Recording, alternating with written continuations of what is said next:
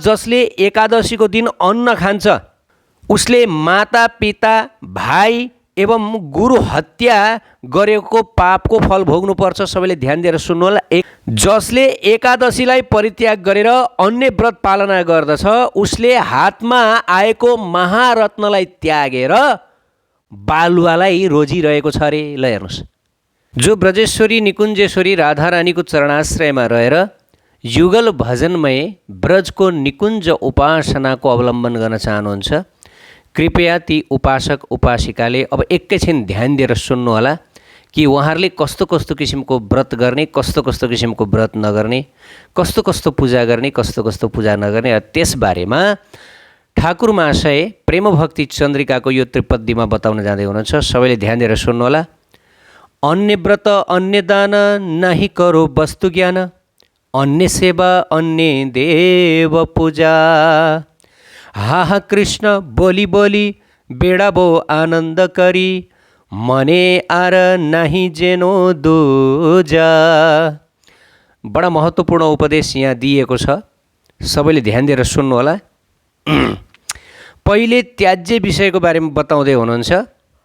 अन्य व्रत अन्य दान नाही करो वस्तु ज्ञान, अन्य सेवा अन्य देव पूजा। अन्य व्रत हरिवासर आदि वैष्णव व्रतका अतिरिक्त अन्य देवी देवताहरूका लागि गरिने व्रत आदिलाई वैष्णवहरूले त्याग्नु पर्दछ भनेर यहाँ सुरुमै बताइएको छ। विशेष गरी ती वैष्णवहरू जो ब्रजेश्वरी प्राणेश्वरी राधारानीको चरणाश्रयमा रहेर ब्रजको युगल भजनमय निकुञ्ज उपासनामा अगाडि बढ्न चाहनुहुन्छ, यो अनन्य भावको मार्गमा लाग्न चाहनुहुन्छ, ती उपासक उपासिकाहरूले बडा ध्यान दिनु होला, सावधानी अपनाउनु पर्दछ कि यहाँ शास्त्रमा आचार्यगण बताउनुहुन्छ कि यस्ता वैष्णव वैष्णवीहरूले केवल वैष्णव व्रत बाहेक अन्य व्रतहरूलाई त्याग्नु पर्दछ। अब यसलाई हामीहरूले बुझौँ। वैष्णव व्रतलाई शास्त्रमा हरिवासर भनिएको छ र अन्य देव देवीका लागि जुन गरिने व्रत छ त्यसलाई हरिवासर भनिँदैन। त वैष्णवहरूले हरिवासर व्रत गर्नुपर्दछ, त्यो बाहेक अन्य देवी देवताको प्रसन्नताका लागि लक्षित हुने व्रत आदि पनि गर्नुहुन्न भनेर बताइएको छ। अब यो अन्य श्रद्धा अन्य आस्थाका महानुभावलाई निन्दा गरिएको होइन, कसैले पनि यस्तो नसोच्नु होला। तर यो अनन्य भक्तिको मार्गमा यस्तै हुन्छ कि अनन्यतामा रहनुपर्ने हुन्छ। त्यही भएर यहाँ के बताइयो कि अन्य व्रत हरिवासर आदि वैष्णव व्रतका अतिरिक्त अन्य कुनै पनि व्रत नगर्नको लागि यहाँ निष्ठावान वैष्णवहरूलाई उपदेश दिएको छ। अब हरिवासरमा कस्ता कस्ता तिथिहरू पर्दछन्, कस्ता कस्ता व्रतहरू पर्दछन् त्यो पनि ध्यान दिएर सुन्नुहोला। एकादशी, कृष्ण जन्माष्टमी, राधा अष्टमी, रामनवमी, वामन द्वादशी, नरसिंह चतुर्दशी, शिवरात्रि, श्री गौर पूर्णिमा, नित्यानन्द त्रयोदशी, अद्वैत जयन्ती आदि व्रतहरूको पालनालाई हरिवासर व्रत भनिन्छ। अर्थात् हरिसँग सम्बन्धित जुन व्रत छ त्यो व्रतलाई हरिवासर। हेर्नुहोस् है, यो शास्त्रमा बताइएको छ। फेरि पनि बताउन जाँदैछु। एकादशी व्रत हरिवासर व्रत, श्रीकृष्ण जन्माष्टमी, राधा अष्टमी, रामनवमी, वामन द्वादशी, नरसिंह चतुर्दशी, शिवरात्रि, गौर पूर्णिमा, नित्यानन्द त्रयोदशी, अद्वैत जयन्ती आदि व्रतहरूलाई गौडिया वैष्णवहरूले पालन गर्नु पर्दछ।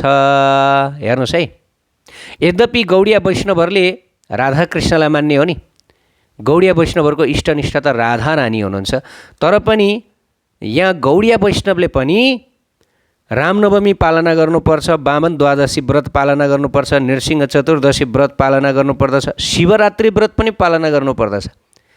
गौडिया वैष्णवले शिवरात्रि व्रत पनि बस्नु पर्दछ, गौर पूर्णिमा त बस्नै पर्दछ, नित्यानन्द त्रयोदशी पनि बस्नै पर्दछ। हेर्नुहोस् है, त यी व्रतहरू बसेर के फाइदा हुन्छ भन्दा यी व्रतहरूलाई हरिवासर व्रत भनिन्छ र हरिवासर व्रतलाई वैष्णवहरूले पालना गर्नुपर्दछ। श्री सनातन शिक्षामा महाप्रभुले भन्नुभएको छ, यही सवारे विद्या त्याग अविद्या कारण अकरणे दोष कोइले भक्ति लम्भन चैतन्य चरितामृतमा। अर्थात् यी दिनहरूमा व्रत गर्नाले भक्ति आलम्बन सहज हुन्छ। अनि त्यसै गरी अगाडि शास्त्रमा बताइएको छ श्रीमन् नारदीय पुराणमा यानी कानी चपापानी ब्रह्म हत्या समानी च अन्नमाश्रित्यम तिष्ठन्ति सम्प्रान्ते हरिवासरे तानी पापान्य वाप्नोति भुङ्जानो हरिवासरे। बडा महत्त्वपूर्ण यहाँ प्रसङ्ग रहेको छ। यो नारदीय पुराणमा लेखिएको छ। हेर्नुहोस् है, यानी कानी चपापानी ब्रह्म हत्या समानी च अन्नमाश्रित्य तिष्ठन्ति सम्प्रान्ते हरिवासरे तानी पापान्य वाप्नोति भुङ्जाने हरिवासरे। अर्थात् विश्वमा ब्रह्म हत्यादि जति पनि प्रकारका पापहरू छन् ती सम्पूर्ण पाप हरिवासरमा अन्नको आश्रय लिएर बस्दछन् र त्यस दिन अन्न भोजनको माध्यमबाट मानिसले ती सम्पूर्ण पापहरूलाई ग्रहण गर्दछ। स्कन्द पुराणमा पनि बताइएको छ, मातृहा पितृहा चैव भ्रातृहा गुरुहा यथा एकादश्यान्तु यो भुङ्क्ते विष्णु लोकाच्युता भवेत्। यसको अर्थ सबैले ध्यान दिएर सुन्नु होला। अर्थात् जसले एकादशीको दिन अन्न खान्छ उसले माता पिता भाइ एवं गुरु हत्या गरेको पापको फल भोग्नुपर्छ। सबैले ध्यान दिएर सुन्नु होला। एकादशीको दिन जसले अन्नमा के पर्दछ? भात, गहुँ, मकै, यी अन्नमै पर्दछन्। एकादशीको दिन अन्न सेवन गर्ने व्यक्तिले माताको हत्या गरेको, पिताको हत्या गरेको, दाजुभाइको हत्या गरेको र गुरु हत्या गरेको पापको फल भोग्नु पर्दछ। त्यसैले त ज्यासी नाबड एकादशी तो जिताजी नरकवासी भनेर शास्त्रमा बताइएको छ। जसले एकादशीको व्रत गर्दैन त्यो व्यक्ति जिउँदै नरक हो भनेर पनि भनिएको छ। नरक पनि त्यो व्यक्तिसँग डराउँदछ भनेर भनिएको छ। अब यी शास्त्रका कुराहरू, यो कसैले व्यक्तिले बनाएको कुराहरू होइन है। यहाँ शास्त्रमा त्यही भने यो स्कन्द पुराणमा बताइएको छ। स्कन्द पुराणमा जसले एकादशीको व्रत बस्दैन उसले माता हत्या गरेको, पितृ हत्या गरेको, अनि गुरुजन त्यसपछि आएर दाजुभाइको हत्या गरेको पापको फल भोग्नु पर्दछ। त्यस कारणले गर्दा वैष्णवहरूले विशेष गरी एकादशीको दिन बडा सावधानी। एकादशीको दिन अन्न सेवन गर्नै हुन्न, फिटिक्कै गर्नुहुन्न। एकादशीको दिन अन्नलाई पूर्ण रूपले वर्जित गर्नुपर्छ। यदि सेवन गर्नै परेछ भने पनि फलाहार गर्नु, सखरखण्ड, पेँडालु छ, आलु छ होइन, गर्नै परेछ भने हुन त सकिन्छ भनेदेखि निर्जल व्रत बस्दा राम्रो। त्यसबाट हाम्रो धेरै शुद्धिकरण हुन्छ। अब निर्जल व्रत बस्न सकिँदैन भनेदेखि, निर्जल व्रत भनेको के पानी पनि नपिकन, निर्जल व्रत बस्न सकिँदैन भनेदेखि अनि अब फलाहार लिन सकिन्छ। फलाहार कन्दमूल लिएर व्रत बस्न सकिन्छ है। तर एकादशीको दिन अन्न चाहिँ कहिले पनि सेवन नगर्नुहोला। जो वैष्णवहरूले एकादशीको दिन अन्न सेवन गर्नुहुन्छ उहाँहरू वैष्णव मानिनुहुन्न। हेर्नुहोस् है, अब कसैले यो प्रश्न पनि गर्नुभयो, निकुञ्ज उपासना, अब ब्रजको निकुञ्ज उपासना भन्नुहुन्छ तपाईँहरू, राधारानीको भजन गाउनुहुन्छ तर एकादशी व्रत बस्नुहुन्छ, त्यस्तो पनि हुन्छ? कहाँ निकुञ्जमा एकादशी लाग्छ त भनेर भन्नुहुन्छ। हेर्नुहोस्, यसको उत्तर के हो भन्दाखेरि हामीहरूले हाम्रो आचार्यहरूको पदचिन्हको अनुसरण गर्ने हो, हाम्रो मनमानी आचरण गर्ने होइन। हाम्रा जो सिद्ध आचार्यहरू हुनुहुन्थ्यो, हाम्रा गोपाल भट्ट गोस्वामी उहाँहरू सिद्ध महापुरुषहरू, उहाँहरूले पनि एकादशी व्रत पालना गर्नुभयो। सनातन गोस्वामीले व्रत पालना गर्नुभयो, रूप गोस्वामीले व्रत पालना गर्नुभयो। यतिसम्म कि स्वयं भगवान राधाकृष्ण मिलित तनु चैतन्य महाप्रभुले पनि एकादशी व्रत पालना गर्नुभयो र उहाँले सची मातालाई एकादशीको दिनमा चाहिँ अन्न नखाऊ है, एकादशी व्रत बस भनेर आफ्नी आमालाई उपदेश दिनुभयो। त्यस कारणले हामीहरू हाम्रा पूर्ववर्ती आचार्यहरूको पदचिन्हको अनुसरण गर्दछौँ। हो, हाम्रो उपासना ब्रजेश्वरी राधा रानीको किङ्करी उपासना र ब्रजको निवृत्त निकुञ्ज उपासना, रसोपासना भए पनि हामीहरू यति बेला साधक अवस्थामा छौँ र साधक अवस्थामा हामीहरूले शास्त्रका यी आदेशहरू पालना गर्नुपर्ने हुन्छ। नत्र भनेदेखि हामीहरूबाट प्रत्यावाय हुन्छ। यहाँ त्यही चैतन्य महाप्रभुले त्यही भन्नुभयो, भक्त साधकहरूले यी हरिवासर तिथिहरूलाई पालना गर्नुपर्दछ, नत्र भने प्रत्यावाय हुन्छ। प्रत्यावाय भनेको दोष लाग्दछ। त्यही भएर हामीहरू दोषबाट बच्नुपर्छ है। अकरणीय दोष कोहीले भक्ति लम्बन, यसबाट अकारण दोष आउँदछ। जब हामीमा पापको प्रवृत्ति रहन्छ, पाप रूपी दोष जम्मा हुन्छ अनि हामीले भगवत प्राप्ति गर्न सक्दैनौँ। हाम्रो भगवत प्राप्तिको अर्थात् निकुञ्ज प्राप्तिको त्यो मार्ग लम्बिँदै जान्छ है। अब यहाँ स्कन्द पुराणमा बताइयो, जसले एकादशी दिन अन्न खान्छ उसले माता पिता भाइ र गुरु हत्याको पाप भोग्नु पर्दछ। अनि त्यसै गरी आएर विष्णु लोकबाट च्युत रहनु पर्दछ। हेर्नुहोस् है, अर्को किन विष्णु लोकाच्युत भवेत्। ल कति भयानक छ, एकादशीको व्रत नगर्ने व्यक्ति विष्णुलोक जानै सक्दैन अरे, अर्थात् भगवानको धाम पनि जान नसक्ने भनेर बताइयो। ल हेर्नुहोस् त, ल विष्णु लोकाच्युतो भवेत्, विष्णुलोकबाट पनि च्युत हुनेछ। जसले अब यहाँ अरू पनि बताएको छ, एकादशी आदि व्रत पालनाबाट भक्ति प्राप्ति सम्बन्धी वैष्णव तन्त्रमा लेखिएको छ। एकादशी महापुण्य विष्णु ऋषस्य वल्लभ तस्यामुपो, एकादशी महापुण्य विष्णु ऋषस्य वल्लभ तस्यामुपोषितो यस्तु द्वादश्यं पूजयद्वरिं तस्य पापानि नश्यन्ति विष्णु भक्तिश्च जायते। अर्थात् महापुण्यमय श्री एकादशी तिथि भगवान श्री कृष्ण भगवान श्री विष्णुको परम प्रिय हो। जसले एकादशीको उपवास राखेर द्वादशीमा श्री हरिको सेवा गर्दछ, श्री कृष्णको सेवा गर्दछ, उसका सम्पूर्ण पापहरू नष्ट भएर जानेछ र श्री कृष्णमा भक्ति पैदा हुनेछ। ल हेर्नुहोस्, यो शास्त्रको वचन। जसले एकादशीको व्रत पालना गर्दछ उसका सम्पूर्ण पापहरू नष्ट भएर जानेछ र राधाकृष्णमा भक्ति पैदा हुन्छ, हरिमा भक्ति पैदा हुन्छ। यस प्रकार हरिभक्ति विलासमा पनि, हरिभक्ति विलास आदि अनेक सयौँ शास्त्रहरूमा वर्णन गरिएको छ कि वैष्णव तिथिको व्रत गर्नु पर्दछ। जस्तै वैष्णव तिथिमा कृष्ण जन्माष्टमी, राधा अष्टमी, रामनवमी हैन, अनि त्यसै गरी वामन द्वादशी, नरसिंह चतुर्दशी, यी प्रत्येक वैष्णव तिथिहरूको प्रत्येक वैष्णवले पालना गर्नुपर्दछ, न कि एकादशी मात्रै। एकादशीमा त पालना गर्नै पर्यो, त्यो बाहेक यी सबै हरिवासर तिथिहरू पालना गर्नुपर्दछ। अनि त्यसरी अन्यत्र पनि बताइएको छ, एकादशी परित्याज्य यो अन्य व्रतम उपासते शङ्करस्थ्य महारत्नम त्योक्त्वा लोष्ट्रम हि याचते। अर्थात् बडा महत्त्वपूर्ण, व्यक्तिहरू एकादशीको व्रत नबसिकन अन्य व्रत बस्ने गर्दछन्, कहिले यो बारको व्रत, कहिले त्यो बारको व्रत। तर यहाँ शास्त्रमा बताइएको छ, हेर्नुहोस् है, वैष्णव व्रतलाई छोडेर अन्य व्रत गर्नु भनेको दोषपूर्ण छ। यहाँ के बताइयो, सबैले ध्यान दिएर सुन्नु होला। जसले एकादशीलाई परित्याग गरेर अन्य व्रत पालना गर्दछ उसले हातमा आएको महारत्नलाई त्यागेर बालुवालाई रोजिरहेको छ अरे। ल हेर्नुहोस्, हातमा आएको महारत्नलाई त्यागेर बालुवालाई समातिरहेको छ भनेर यहाँ शास्त्रमा बताएको छ। एकादशी परित्याजे यो अन्यम व्रतम उपासते शङ्करस्थ महारत्नम त्योक्ता लौष्ट्रम हि याचते। महारत्नलाई त्यागेर उसले ढुङ्गा पत्थर गिट्टीलाई हातमा समातिरहेको छ अरे भनेर शास्त्रमा बताइएको छ।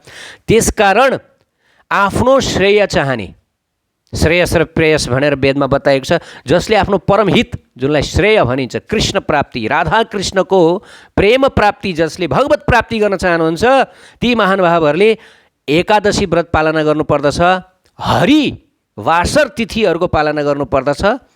तर अन्य देवताहरूका लागि लक्षित व्रतहरू पालना गर्नुहुन्न, त्यसबाट दोष लाग्दछ। अब यदि कोही अन्य देवभक्त छन् भनेदेखि त अब उहाँहरूको अधिकार, उहाँको स्वतन्त्रता हो, गर्न सक्नुहुन्छ। तर विशेष गरी जो वैष्णव निष्ठामा हुनुहुन्छ, जो दीक्षित हुनुहुन्छ, जसले आफूलाई वैष्णव भन्नुहुन्छ, वैष्णवहरूले चाहिँ नितान्त यो सिद्धान्त पालना गर्नुपर्ने हुन्छ। एकादशी हरिवासर तिथिको मात्रै व्रत पालना गर्ने, अन्य देवी देवताहरूका लागि लक्षित तिथिहरू पालना गर्नु आवश्यक छैन। त्यसबाट उल्टो दोष चाहिँ हुन्छ। दोष के बताइएको छ यहाँ ध्यान दिएर सुन्नु होला। भक्ति पाउन इच्छुक साधकले अन्य व्रत, अन्य दानलाई त्याग्नु पर्दछ। श्रीकृष्ण तथा वैष्णवहरूको प्रीतिका अतिरिक्त अन्य उद्देश्यले यदि दान गरिन्छ, यदि व्रत गरिन्छ भने त्यसले आपत्र पैदा हुन सक्दछ। अर्थात् त्यसले उपासनामा दोष पैदा गर्न सक्दछ। सावधान रहनुपर्छ है, विशेष सावधान रहनुपर्छ। उपासनामा दोष पैदा हुन सक्दछ। सिर्फ श्रीकृष्णको प्रीति कामना नै वैष्णवहरूको एकमात्र काम्य हो, एकमात्र इच्छा हो, एकमात्र लक्ष्य हो, त्यो बाहेक अर्को कुनै पनि होइन। शास्त्रमा बताइयो, तस्माद् विष्णु प्रसादाय वैष्णवान् परितोषयेत् तस्मै देयम ततो ग्राह्यम सच पूज्य यथा वयम्। अर्थात् श्रीकृष्ण वा श्री विष्णुको प्रसादको कामना नै वैष्णवको एकमात्र कामना हो र यही कृष्ण प्रसादले नै वैष्णवलाई तुष्ट गर्दछ। वैष्णवले कृष्ण प्रसाद वा विष्णु प्रसाद बाहेक अन्य प्रसादहरू सेवन गर्न मिल्दैन। यो शास्त्रमा बताइएको छ है। तस्मात् विष्णु प्रसादाय वैष्णवान परितोषयत। वैष्णवले केवल विष्णु प्रसाद कृष्ण प्रसाद मात्रै सेवन गर्नुपर्छ।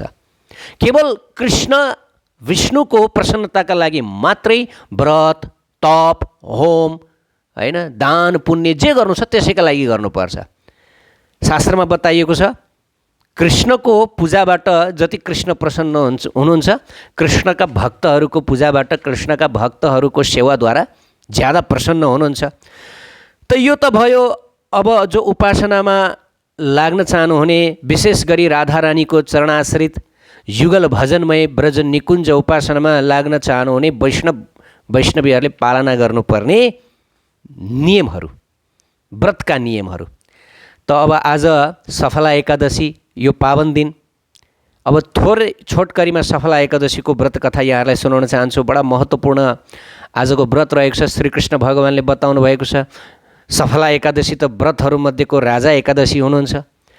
जसले पनि सफला एकादशीको व्रत गर्दछ सम्पूर्ण पापहरू खरानी भएर जाँदछन्। अब सफला एकादशीको प्रसङ्गमा चम्पावती नाम गरेको एउटा राज्य थियो र त्यो चम्पावती नाम गरेको राज्यमा महिष्मत नाम गरेका एक राजा थिए। बडा धर्मात्मी राजा थिए। स्वयं श्रीकृष्ण भगवान युधिष्ठिर महाराजलाई यो एकादशी कथा सुनाउँदै हुनुहुन्छ। त महिष्मत नाम गरेका यी जो धर्मात्मा राजाका एक छोरा थिए जसको नाम थियो लुम्पक। तर यो लुम्पक भनेदेखि अत्यन्त बदमास धूर्त छोरा थियो। सधैँ पापकर्ममा संलग्न हुन्थ्यो। मद्यपान गर्ने, परै स्त्रीगामी, चोरी गर्ने, डकैती गर्ने यस्तै यस्तै खराब आचरणमा लागेको थियो। जुवातास खेल्थ्यो, पापाचरणमा लागेको थियो। त उसको पापाचरण अति भएपछि अब उसलाई राज्यमा राख्नै नमिल्ने भएपछि पिताले बाध्य भएर उसलाई राज्यबाट निष्कासित गरिदिनु भयो। त जा मेरो राज्यमा नबस भन्नुभयो। त्यसपछि अब लुम्पक अब कता जाने, कहाँ जाने, अब कहीँ पनि उसले बस्ने ठाउँ नपाएर ऊ जङ्गलमा गयो। जङ्गलभित्र प्रवेश, घना जङ्गलभित्र गएर त्यसपछि उसले जङ्गलभित्र रहेका पशु पक्षीहरूलाई मारकाट गरेर आफ्नो पेट भर्न थाल्यो। त्यसबाट पनि नपुगेर उसले अब जङ्गलमा जो व्यक्तिहरू आउँछन् उनीहरूलाई मारकाट गर्ने, लुटपाट गरेर उनीहरूको धन लुटेर त्यसबाट जीविकोपार्जन गर्न थाल्यो। त्यसबाट पनि उसलाई अब नपुगेपछि ऊ के गर्न थाल्यो भन्दाखेरि अब नजिकैको राज्यहरूमा चोरी गर्न भनेर हिँड्थ्यो। चोरी गर्ने बानी लागेको व्यक्तिहरूलाई कस्तो हुन्छ ल हेर्नुहोस् है, कन्फिडेन्ट कस्तो बढ्दै जान्छ। चोरी गर्दा गर्दा गर्दा एक दिन यो चोरले कुनै एक राजाको राजकोषमै हात हाल्न पुग्यो। यो लुम्पकले राजकोष चोर्न भनेर लाग्दाखेरि यसलाई सिपाहीहरूले पकडे र सिपाहीहरूले राजाकोमा लिएर गए। राजाले तँ कोस भनेर सोद्धाखेरि म फलानुको छोरो, महिष्मत नाम गरेका राजाको छोरो भनेपछि ती राज्यका राजाले उसलाई छोडिदिए। ए त धर्मात्मा पिताको छोरो रहेछस्, पिता चाहिँ यस्तो धर्मात्मा, तँ चाहिँ किन यस्तो धूर्त, ल एकपटकको लागि तँलाई छोडिदिए, अर्कोचोटि यदि यस्तै बदमास काम गरिस् भनेदेखि तँलाई म बाँकी राख्दिनँ भनेर राजाले पिताको नाम लिएको कारणले गर्दा छोडिदिए। त्यसपछि त्यो धूर्त जङ्गलमा गयो र जङ्गलमा गएर अब उसले खानु त पर्यो। अब बोटका फलफुलहरू टिपेर ल्याएर त्यसपछि आफ्नो पेट भर्न थाल्यो। एक दिन टन्न फलहरू बटुलेर ऊ बरको वृक्ष मुनि बसिरहेको थियो। थाकेर एकदमै गलित बलित भएको थियो। उसले त्यो फल पनि सेवन गर्न सकेन र त्यो दिन ऊ त्यत्तिकै बस्यो, निराहार बस्यो। फलहरू उसले सेवन गरेन। अनि उसले जति पनि फल ल्याएको थियो त्यो फल अब आफूले सेवन गर्न नसकेको कारणले गर्दाखेरि भगवान कृष्णलाई समर्पण गरिदियो। अब पूर्वजन्मको पुण्य उदय भयो। उसले त्यो फल भगवानलाई अर्पण गर्यो। उसले खान सकेको थिएन है। यतिसम्म ऊ गलित भएको थियो, थकित भएको थियो, त्यो फल उसले खान सकेन। त अब त्यो दिन के थियो भन्दा त्यो दिन सफला एकादशीको दिन थियो। सौभाग्य सफला एकादशीको दिन उसले पुरा निराहार व्रत गरेको फल प्राप्त गर्यो र उसको अगाडि एउटा सुन्दर घोडा आयो, रथ आयो। अनि एउटा आकाशवाणी आयो कि हे बाबु तिमीले सफला एकादशीको व्रत गरेका छौ, तिमीबाट जानी नजानी यो व्रत भएको छ, त्यस कारणले यो व्रतको पुण्य स्वरूप अब तिमीले गुमाएको राज्य पाउँछौ, जाऊ आफ्नो घर फर्क। अब पिताले तिमीलाई स्नेहपूर्वक राख्नुहुनेछ। अनि त्यसपछि तिमीले भक्ति गरेर धर्म गरेर राज्य गर्नेछौ र मेरो धाम प्राप्त गर्नेछौ भनेर भगवानको यो आकाशवाणी भयो। त्यसपछि रथमा चढेर ती व्यक्ति आफ्नो पिताको राज्यमा गए, चम्पावती।